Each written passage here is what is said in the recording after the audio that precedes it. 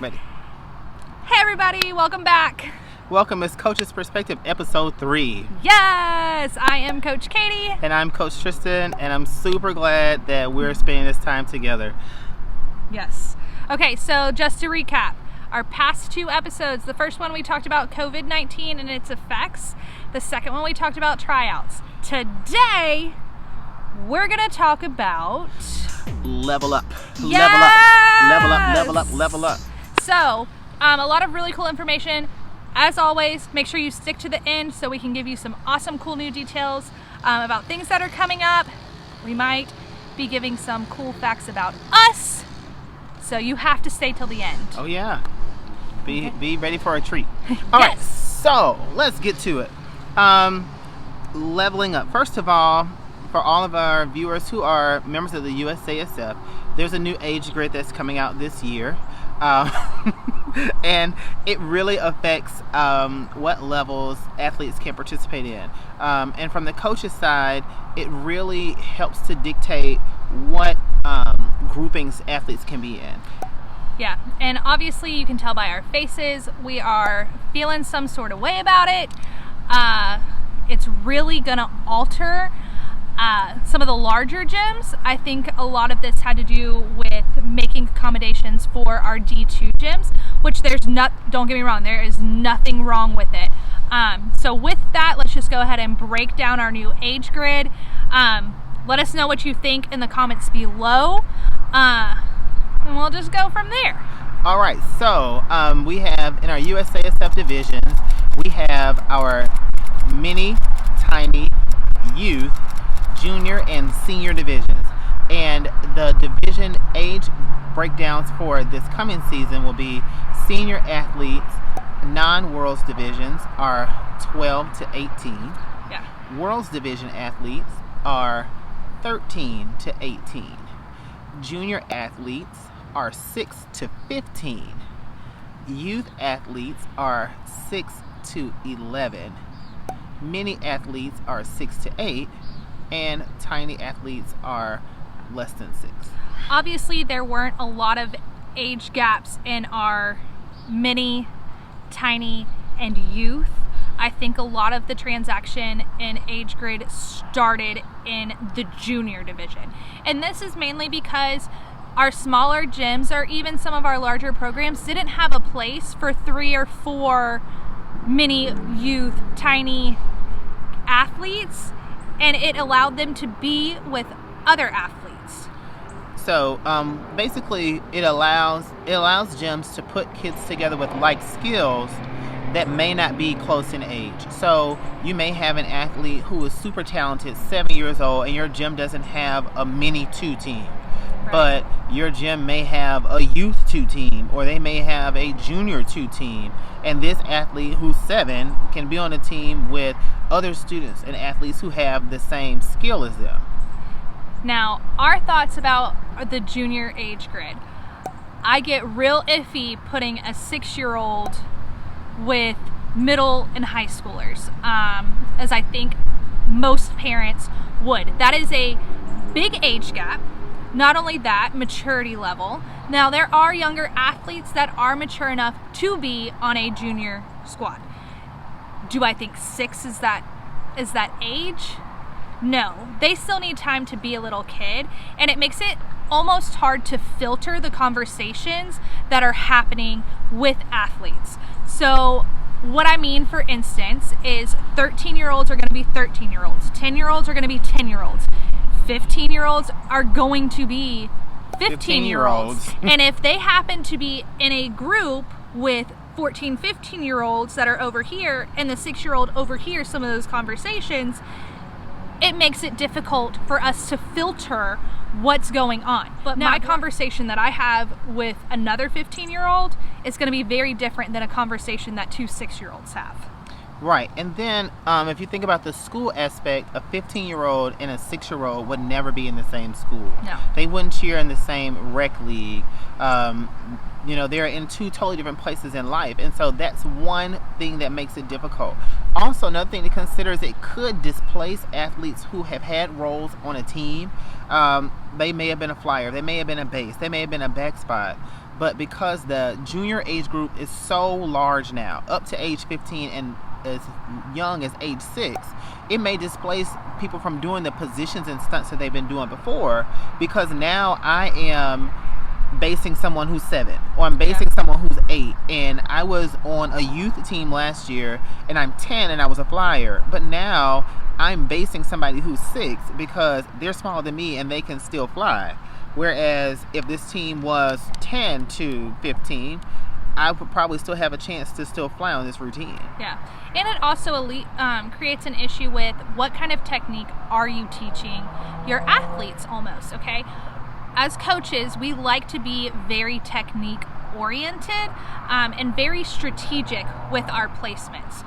But if I have a 15-year-old that's a back spot and a 6-year-old flyer, I know that my 15-year-old is more than likely going to manhandle that 6-year-old. And that 6-year-old is never coming out of the ground, like on the ground. She's never coming out of the air.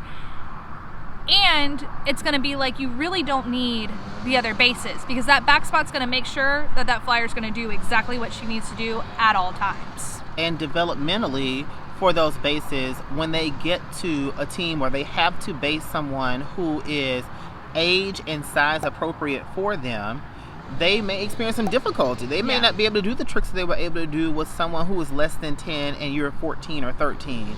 And then when you have to get in a situation where I'm on a team now where everyone is 13 and older, let's say we go from a junior 4 team to a world's team the next year, or even a senior 5 team, those athletes, if they're used to basing somebody who's 10 and they're 13, 14, 15, and then they go to a world's division or a senior team the next year and they have to base somebody who's 13, 12, 14, 15, and so forth, they may experience some difficulty trying to do the same tricks they did the season before, because they're just not able to do it. They're used to using a flyer that is not necessarily age or size appropriate for them. And we see it every year, y'all. Like, we have bases that will come in, and when they get a true senior flyer, it's very difficult for them to adjust and learn exactly what to do, because now you're underneath somebody that is your size.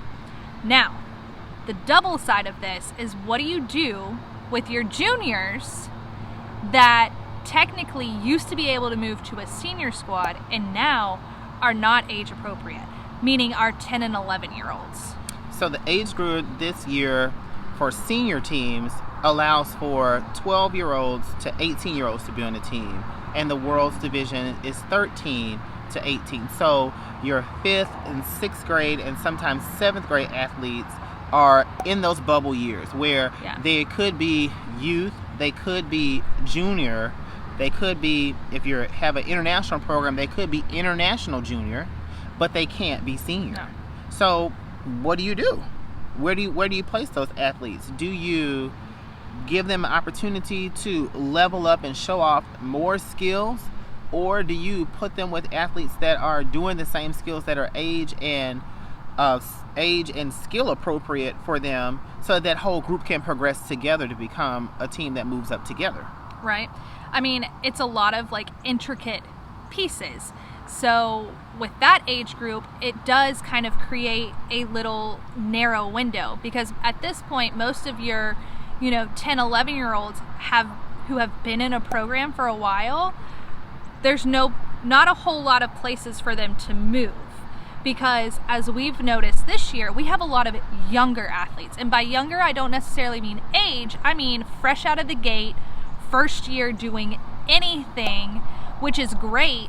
We love it, but those athletes that have the experience, there's not enough behind them to move everybody up too. So really it comes down to, how do you want to build your program? Do you want to build this program to be successful this season only, or are you really looking at making your program successful for years to come? Are you building a group of athletes that all have the same skill set, they can perform all the skills, and then they can move up together?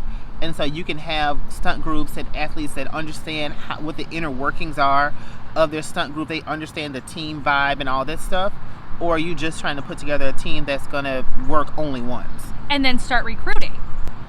There is a time during tryouts where it's like, do you start with a team of 8 to 10 and hope that people come in throughout the summer?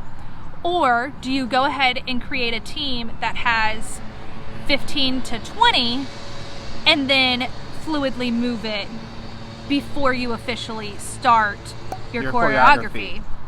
So it's a lot to think about. And then it also doesn't help that with the COVID-19, we've all been out of the gym. But the age grid and deciding whether to level up or master and create a solid team for a level, you gotta kind of weigh what you want as a program. Right. And then other things that coaches have to consider is, like she said, there are athletes that haven't been to the gym, but they came to try out. You also have athletes that can't come to the gym and they can't try out yet because of COVID-19. Yeah. So now you have another set of issues to deal with, because you have to navigate through that same process with them whenever they're able to come back to the gym. So the team as you thought you had in the beginning may evolve to be something totally different at the end, because you may have a flash flood of athletes later on. Yeah. And a lot of that we see during the summer, and I think a lot of gyms do. You notice that, okay, here are your initial placement, or two types of gyms, okay? You do your tryouts and immediately go into choreography, or you do your tryouts, have summer to train, and then do your choreography. And I think this year, a lot of gyms are gonna end up doing the second one because of everything that's going on. So then you've got to monitor what all is happening during the summer. Are athletes growing? Can we still do this level? Or are we needing to stay the same or go to a lower level? And also things that we have to consider as coaches is, as the athletes are coming during the summer, after tryouts and even at tryouts, are we willing to take the chance on a brand new team? Yep. You know, I've had experiences in the past where an entire team has shown up over the summer. I may have had 2 or 3 kids who were at a certain level and didn't really know how to place them or where they would be. And then throughout the summer, kids trickle in, and before you know, you've got 20 kids that are all at that same level. And so that's something that coaches have to consider as well. Are you willing to take that chance to develop a new program in your gym or a new team in your gym to give athletes a real chance to compete what they know how to do? Yep. And then let's look at our world's teams, 13 to 18, which that's nothing really new. Other things to consider too would be, with that 13 to 18 age group, you will have athletes that have the skills now but aren't able to participate because the world's grouping has moved up an age every year for the past 3 years. So we went from 11 as the lowest age, and that group of girls and boys moved up to be 12-year-olds the next year, and then moved up to be 13-year-olds. So there's a group of athletes that were right behind those 11-year-olds 2 seasons ago who were 10, who have followed their friends who were 11 that season, who have basically just had to watch and wait. And then they won't be able to participate until next season, until they're 13. I know. So it's going to be very interesting to see what coaches decide to do with those athletes, because they're watching and waiting. They're on summit-bound teams. Some of them may actually be training with senior teams this season, because they'll be allowed to be a part of a senior team this year because they're 11 because they're 12. The ones that were 11 last year are 12 now. So the biggest difference between USASF and ISASF when it comes to the age. For USASF, you have to be a certain age by a specific date.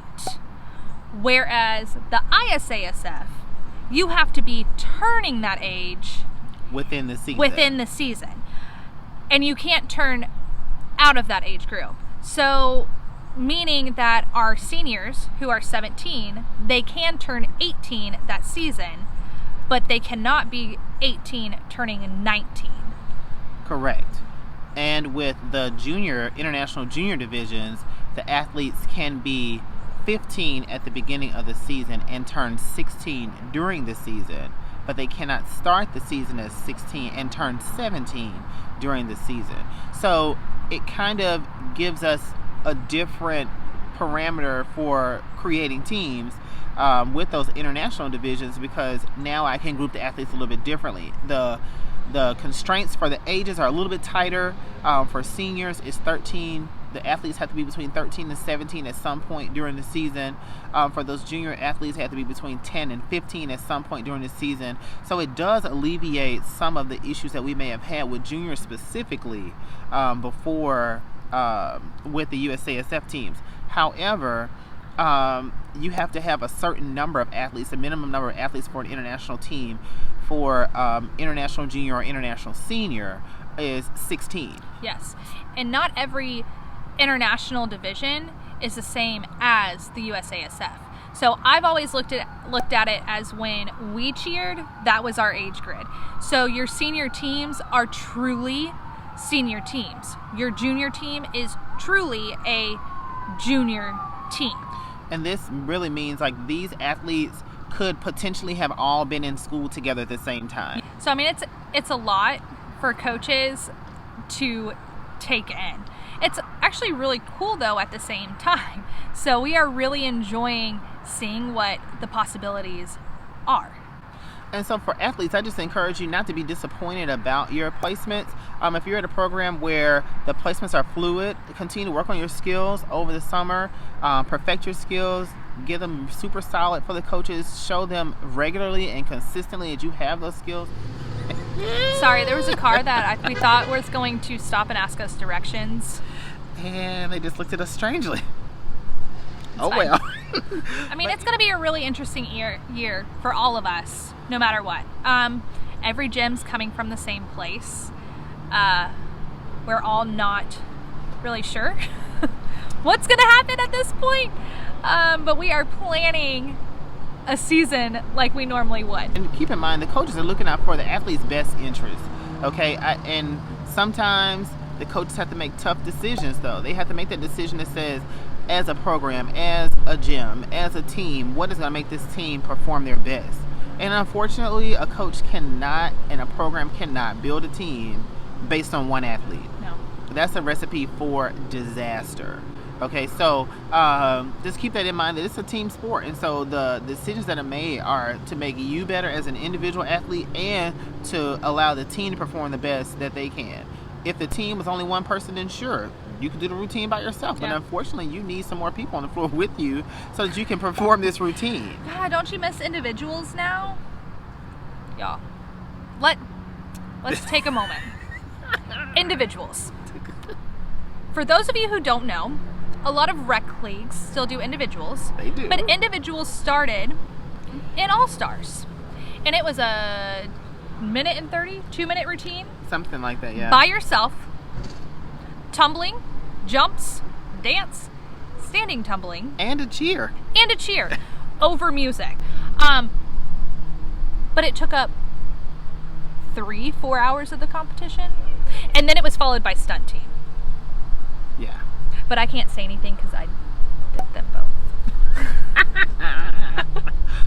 Shameful right here. Like, not for me. Coach P, no. Yeah. I did individuals, stunt team, partner stunt, and what other teams I could do. And the full routine. Yep. The full team routine. And so needless to say, I didn't leave competitions until like 11:30 at night. But I mean, it was fine. I mean, it's fine. It is what it is. It is what it is.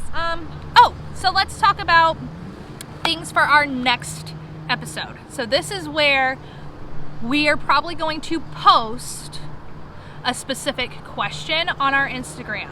Okay? And we want y'all to respond. So we just want you to answer honestly. Nobody's answers are going to be shared with anybody. So for instance, I'm not going to say at da-da-da-da asked or answered. No, we're trying to get a basic poll going. So be on the lookout for that. If you don't follow us on our Instagram page, check out below, and we might post it midweek, and then we might post it on our Facebook page as well too. And if you do it on our Facebook page, message us privately unless you feel like commenting. Okay, so because it's getting dark and we're in a park and with everything going on, we're gonna call it a night, y'all. So thanks for watching our episode 3. Yes! Sorry we get a little sidetracked and spastic sometimes, but it's us. We ramble, so... You gotta love it. Leave us some comments, message us. Don't forget to like, comment, share. Also, the bell. The bell. It's We'll up do here. it here. Right here. The bell. She can't see it. It's right here. It's right there. Okay. So with that being said, we will see y'all next time. All right. See you guys next time. Bye, y'all. Bye.